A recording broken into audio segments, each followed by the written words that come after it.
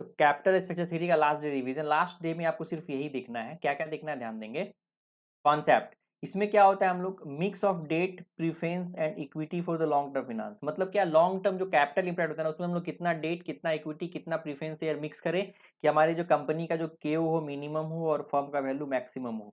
Point समझ में आ रहा है? पहला पॉइंट कि हम इस तरह कैपिटल स्ट्रक्चर मिक्स करें कि हमारा केओ मतलब ओवरऑल कॉस्ट ऑफ कैपिटल कम हो और मार्केट वैल्यू ज्यादा से ज्यादा हो। अब यहाँ पे अप्रोच आता है नेट इनकम अप्रोच, तो नेट इनकम अप्रोच में शुरुआत क्वेश्चन कहाँ से करते हैं, नेट इनकम से शुरुआत करते हैं, के से डिवाइड करते हैं तो ई आ जाता है। फिर हम लोग क्या करते हैं, ई आ गया उसमें वैल्यू ऑफ डेट ऐड करते हैं तो वैल्यू ऑफ फर्म आ जाता है। जब वैल्यू ऑफ फर्म आ गया तो हम लोग उसको EBIT upon value of firm करते हैं तो केओ आ जाता है।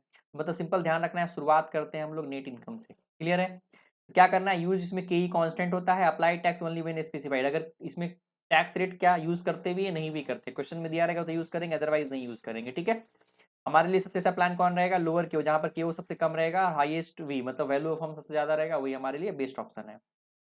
बात करते हैं ट्रेडिशनल अप्रोच का, इसमें क्या करते हैं, choose plan with the minimum केओ ऑप्टिमम कैपिटल मिक्स, मतलब हम लोग एक टेबल बनाते हैं और मिक्स करके देखते हैं जहां पे मेरा केओ सबसे कम आता है वहां पे हम लोग क्या करते हैं, तो केओ कैसे निकालते हैं हम लोग, एवरेज करके cost of debt into weight of debt, cost of equity into weight of equity for all plan, सबका निकालते हैं, टेबल बनाते हैं, और जहां पे हमारा केओ सबसे कम आता है वो हमारा ऑप्टिमम कैपिटल स्ट्रक्चर होता है, मतलब सबसे अच्छा कैपिटल स्ट्रक्चर होता है।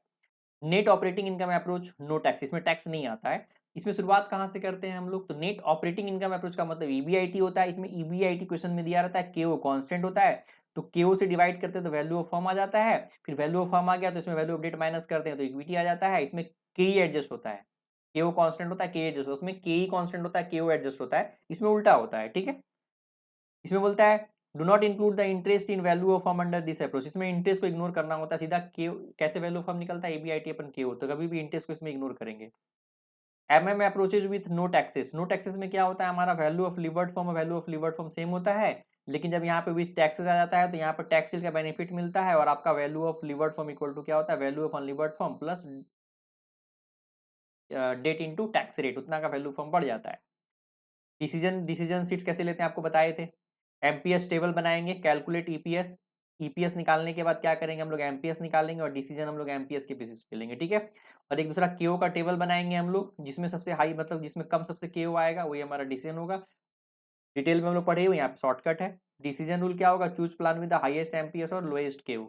अब दो टेबल बनाइए, एक एमपीएस का टेबल बनाइए, केओ का टेबल बनाइए, जहां पर हाईएस्ट एमपीएस है वही डिसीजन हमारा अच्छा होगा, जहां पे केओ सबसे कम आएगा वो डिसीजन हमारा अच्छा होगा। ठीक है, इन डिफरेंस पॉइंट के लिए क्या करते हैं हम लोग, create the EPS formula for plan A और plan B, solve for EBIT, उसमें हम लोग क्या करते हैं, हम लोग दो इक्वेशन बनाएंगे ईबीआईटी का, EBIT for company one, EBIT for company two, दोनों में क्या ईबीआईटी को ब्लैंक छोड़ देंगे और सॉल्व करेंगे, जो ईबीआईटी आएगा वही आपका इंडिफरेंस पॉइंट होगा। तो इस चैप्टर में लास्ट दिन का ध्यान रखने वाला बात यही था, ज्यादा कुछ नहीं है। ठीक है, चलिए तो ये भी आपका पॉइंट कवर हो गया।